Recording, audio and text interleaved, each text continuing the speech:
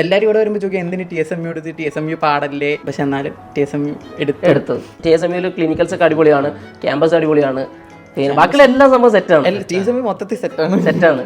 പിള്ളേരെല്ലാം നല്ല വൈബാണ്. ഉഴപ്പണ്ട എന്ന് വിചാരിച്ചു വരുന്ന ആൾക്കാർക്കൊക്കെ TSMU അടിപൊളിയാണ്. TSMU ഫസ്റ്റ് ഇയറും ക്ലിനിക്കൽസ് ഇല്ല, സെക്കൻഡ് ഇയറും ക്ലിനിക്കൽസ് ഇല്ല, ഫുൾ തിയറിയിലാണ് പോണേ. ഫസ്റ്റ് സെക്കൻഡ് ഇയറും തിയറി നല്ല ഉറപ്പിച്ചിട്ട് തേർഡ് ഇയേഴ്സ് തൊട്ട് ക്ലിനിക്കൽസ് ഫുൾ ഹോസ്പിറ്റൽ അവരുടെ തന്നെ ഹോസ്പിറ്റലും അല്ലാത്ത ഹോസ്പിറ്റലുമായിട്ടൊക്കെ ഇങ്ങനെ മാറി മാറി. നമ്മൾ ഈ സ്കൂളിൽ സ്പൂൺ ഫീഡിങ് ആണല്ലോ.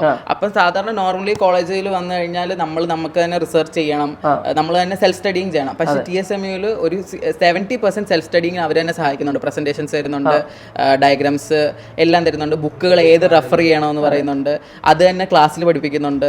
പിന്നെ എല്ലാ ദിവസവും എക്സാം വരുമ്പോൾ തന്നെ അത് നമ്മൾ പഠിച്ച് പോകും. TSMUവിൻ്റെ പ്രത്യേകത വെച്ചാൽ ഞാൻ പറഞ്ഞത് ഫസ്റ്റ് സെക്കൻഡ് ഇയർ മാത്രമേ പ്രഷർ വരുന്നുള്ളൂ, തേർഡ് ഇയർ തൊട്ട് ലൂസാണ്. ബാക്കിയൊക്കെ മിക്ക യൂണിവേഴ്സിറ്റീസും ഫസ്റ്റ് സെക്കൻഡ് ഇയർ പിള്ളേരൊന്ന് എൻജോയ് ചെയ്തിട്ട് തേർഡ് ഇയർ തൊട്ട് അവർ പിടിക്കും.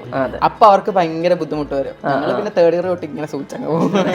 നിങ്ങൾക്ക് ഇപ്പൊ എത്ര ഫീസ് വരുന്നത് അവിടെ? ഞങ്ങൾക്ക് $8,000 ആണ് വരുന്നത്. ഫീസ് നോക്കുമ്പോൾ കുറച്ച് കൂടുതലാണെങ്കിലും പക്ഷെ അതിനുള്ള അവിടെ ഉണ്ട്.